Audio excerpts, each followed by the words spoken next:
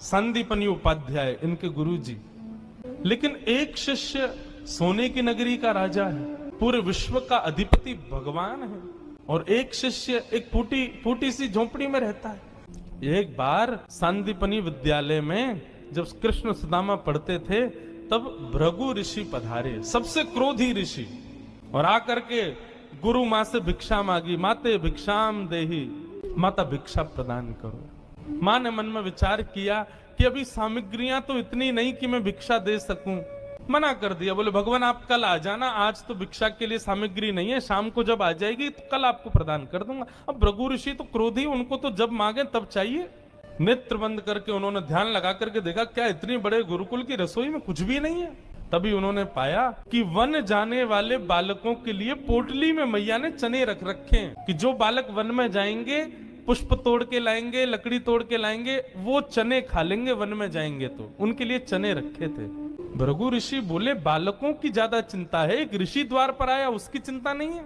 थोड़ी दूर जाकर के अपने कमंडल के जल से श्रापित कर दिया, जो भी उन चनों को खाएगा वो लक्ष्मीहीन हो जाएगा, उसके जीवन से लक्ष्मी चली जाएगी, वो निर्धन हो जाएगा।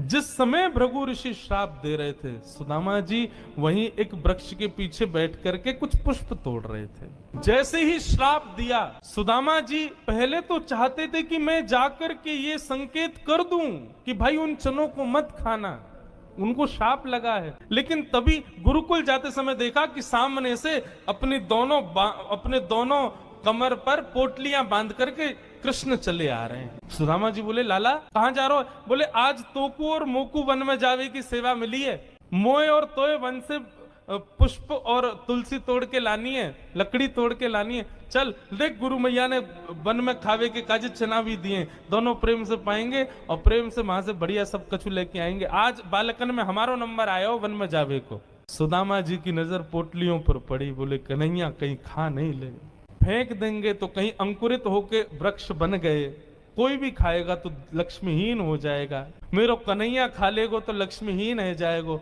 सुदामा जी जिद करने लगे। बोले सुन तू बाकी के सामान रख अपने पास, ये पोटली मोह दे दे मैं बांधू अपने कमर पे। ठाकुर जी बोले क्यों, मैंने बांध तो रखी। बोले तेरो भरोसा ना है, तो को भूख लगेगा तो मेरे बटके ने खा जाएगो, मोकू दे, जब भूख लगेगी तो दोनों बांट के खाएंगे।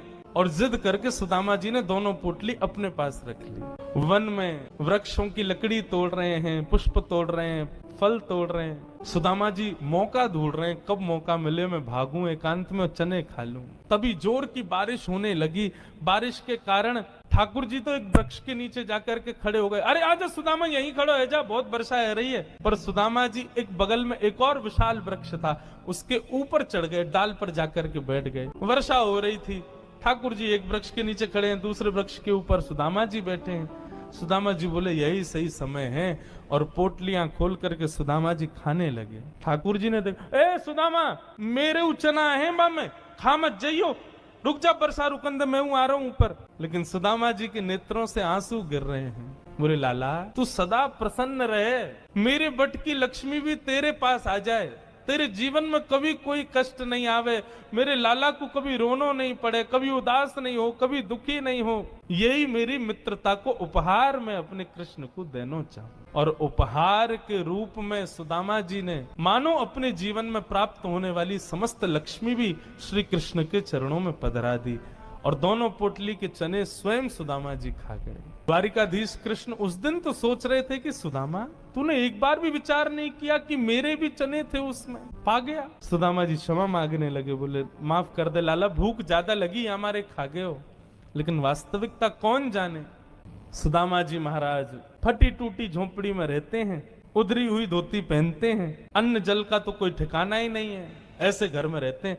पत्नी बोली द्वारिकाधीश आपके मित्र हैं, आप जाते क्यों नहीं कभी उनसे मिलने? सुदामा जी बोले कहीं मेरी दशा देख करके कोई ये ना सोचे गरीब है, भिखारी मांगने आया, इसलिए मुझे अजीब लगता है। और दूसरी बात ये कि मैं कृष्ण का सखा हूं, अब कृष्ण तो बढ़िया राजकीय वेश में रहता है और मैं ऐसे रहता हूं, कोई मुझे देख करके कहीं ये ना सोचे ये कैसा सखा ठाकुर जी का, इसलिए मुझे लगता है कि मैं यहीं से ही उनको भज लूं, उनके पास ना जाऊं। सुदामा जी की पत्नी ने सौगंध दे दी, तुम्हें मेरी सौगंध है, जाओ द्वारिकाधीश से मिलके आओ। पत्नी की सौगंध मान करके सुदामा जी आज विचार करने लगे, जाऊं? कृष्ण ये तो नहीं सोचेगा कि कहां से आ गया, कुछ मांगने आया है। कृष्ण तो नहीं सोचेगा, लेकिन उसकी पटरानियां, उसके राज्य के लोग, महामंत्री आदि, ये सब तो नहीं सोचेंगे। सुदामा जी को बहुत संकोच हो रहा है, लेकिन पत्नी की सौगंध है तो निकल पड़े। पत्नी ने 4 घरों में जाकर के अलग अलग एक एक मुट्ठी चावल लिए, जानबूझ। क्यों? ताकि जब ये पोटली द्वारिकाधीश देखेंगे तो अलग अलग प्रकार के चावलों को देख के पहचान जाएंगे कि एक दाना भी सुदामा के घर का नहीं है। थोड़ी तो कृपा करेंगे मेरे ऊपर। सुदामा जी पोटली दबाए निकल पड़े। सुदामा जी महाराज धीरे धीरे चल करके द्वारिका की ओर जा रहे हैं। चलते चलते महीनों बीत गए सुदामा जी को।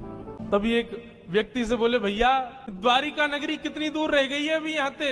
व्यक्ति हंस करके बोला, भगवान आप गलत आ गए हो। बोले गलत? कितनी दूर आ गए? बोले अभी आप कम से कम 50 कोस और पीछे जाओ, वहां से एक रास्ता मुड़ेगा, वो द्वारिका को जाता है, आप तो कहीं और पहुंच जाओगे अभी। सुदामा जी महाराज बोले, भले पधारे भैया द्वारिकाधीश। चलते चलते चलते मैं तो वैसे ही आधो जाऊंगा, मुंह तो लगे मेरे प्राण ही निकल जाएंगे, मैं द्वारिका पहुंच ही ना पाऊंगा।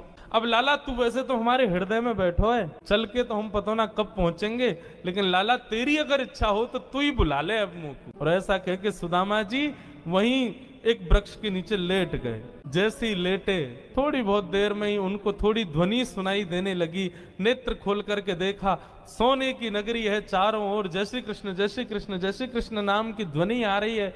सुदामा जी महाराज थोड़े प्रसन्न हो गए। बोले भैया ये कौन सी नगरी है? किसी व्यक्ति से पूछा ये कौन सी नगरी है? बोले भगवान ये द्वारिकापुरी। मेरे कृष्ण मित्र की नगरी द्वारिका? बोले हाँ ये द्वारिकाधीश की नगरी द्वारिका। सुदामा जी तो नाचने लगे, जय हो वारे कन्हैया तेरी कृपा। भैया ये द्वारिकाधीश कहाँ बैठे होंगे? बोले सामने जो महल दिख रहा है इसी के राजा हैं द्वारिका, आप चले जाओ। सुदामा जी गए द्वारपालों से जाकर के बोले, भगवान मेरी फटी हुई धोती और मेरे पतले दुबले तन को देख करके आप ये मत सोचना मैं गरीब हूँ कुछ मांगने आया हूँ। पहले ही स्पष्ट कर दिया, मैं कृष्ण का सखा हूँ। हम दोनों एक साथ एक ही गुरुकुल में पढ़े हैं, नाम मेरा सुदामा है। आज अपने सखा से मिलने आया हूँ, आप कृपा करके उनको जाकर के ये बता दीजिए। और सुनिए, यदि वो बहुत व्यस्त हो तो उनको परेशान मत करो, आपके इतने बड़े महल में कोई खिड़की हो वहां से मुझको उनका दर्शन करा दो, मैं तो केवल उनको देखने आया हूं। द्वारपालों ने बंधुओं ससम्मान सुदामा जी को बिठाया। कहा महाराज द्वारिकाधीश प्रसाद पा रहे हैं, हम फिर भी निवेदन कर देते हैं। भीतर जाके द्वारपालों ने जैसे ही बताया, द्वार पर आपके सखा आए हैं, बचपन के मित्र हैं, नाम उन्होंने सुदामा बताया है। सुदामा नाम सुनते ही भगवान खा रहे थे, खाते खाते रुक गए। बोले क्या नाम बताया? बोले सुदामा। मेरे बचपन के सखा सुदामा आए हैं बाहर? बोले हाँ नाथ सुदामा जी आए। आप प्रसाद पा लीजिए, हमने उनको कह दिया है आप जब निवृत्त हो जाएंगे तब दर्शन कराएंगे। भगवान बोले प्रसाद ये आवश्यक है? मेरे मित्र आए सखाएं बाहर खड़े, तुम उनको बाहर ही छोड़ के आ गए। भगवान आज पहली बार बीच प्रसाद से उठ गए, दौड़े। महामंत्री, सेनापति, पत्नियां सब दौड़ रही हैं। ऐसा कौन आ गया जिसके लिए भोजन छोड़ के भागे? द्वार पर दीनहीन सी अवस्था है, सुदामा जी खड़े। भगवान ने जाकर के हृदय से लगा ली। बार बार उनके मुख को देखते हैं, फिर हृदय से लगाते हैं, फिर देखते हैं, फिर हृदय से लगाते हैं। अपने गले में गलवैया डाल करके लेकर के चल रहे हैं। फिर चलते चलते पता नहीं क्या होता है, ठाकुर जी फिर रोकते हैं, फिर हृदय से लगा लेते हैं, फिर चलते हैं, फिर हृदय, बार बार हृदय से लगा रहे हैं और रोने लग रहे हैं ठाकुर जी। रुक्मणी आदि पटरानियों ने ऐसा दृश्य पहले द्वारिका में कभी नहीं देखा। सुदामा जी को ले जाकर के द्वारिका के सिंहासन पर बिठाया। भगवान ने अपने नेत्र के अश्रुओं से सुदामा जी के चरणों को धोया और संपूर्ण जल द्वारिका के चारों दिशाओं में छिड़क दिया। बोले हमारी द्वारिका पवित्र हो जाएगी। सुदामा जी के चरणों का चरणामृत। सुदामा जी कह रहे हैं लाला मैं इन सबके योग्य ना हूं, ये सब कहा कर रहे हो भैया?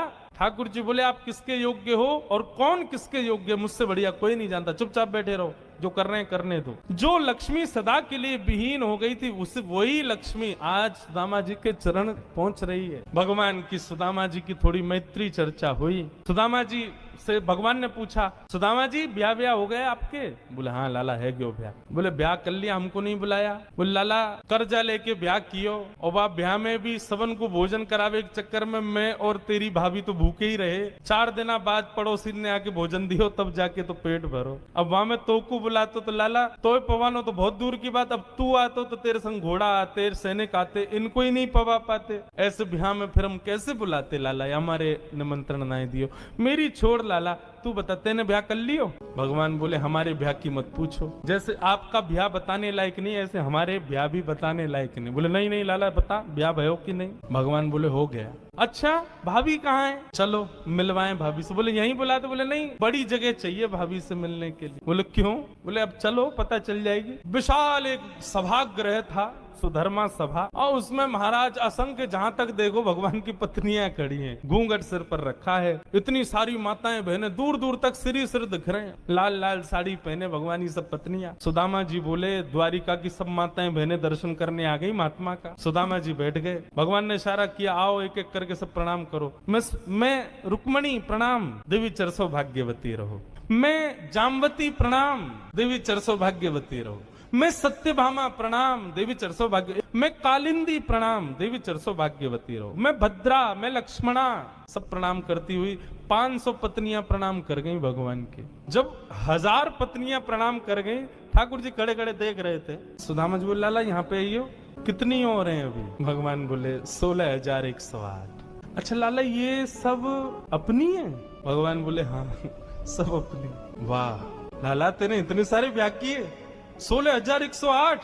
अरे भैया हमें एक में ही बुला ले तो हम भी आ जाते मालपुआ खावे। हमने एक किया वहां में नहीं बुलाया, तू नाराज है क्यों? तेने इतने सारे के एक में ही बुला ले तो। ठाकुर जी बोले कितने ब्याहों में तो मैं भी नहीं गया था, मेरे बिना ही ब्याह है गया, बिना दूल्हा के ही बारात चल गई। बोले लाला देख पतलो दुबलो सो में सुदामा 500,000 पत्नियां प्रणाम कर गई, मेरा तो अभी से बीपी हाई है वो। लाला 16,000 उनको आशीर्वाद दूंगा तो मुंह तो लगा मेरे प्राण ही निकल जाएंगे। एक काम कर, पत्नी तो 16,108 है, पति तो अकेलो तू ही है ना? बोले हाँ। एक काम कर तू मुंह को प्रणाम कर, मैं तू को आशीर्वाद दे दूं। अधीश दंडवत कर रहे हैं और सुदामा जी दोनों भुजा से आशीर्वाद दे रहे हैं। इस दृश्य को देख करके द्वारिका के लोग बलियां लेने लगे। जय हो, धन्य है हमारे द्वारिकाधीश। एक ब्राह्मण को कितना सम्मान देना चाहिए, द्वारिकाधीश से सीखो। अपने राज सिंहासन पर बैठा दिया, ये भी विचार नहीं कर रहे हैं कि मैं द्वारिकाधीश हूं, मैं जगत नियंता जगदाधार हूं। साष्टांग दंडवत प्रणाम कर रहे हैं सुदामा जी को। सुदामा जी उनको आशीर्वाद दे रहे हैं।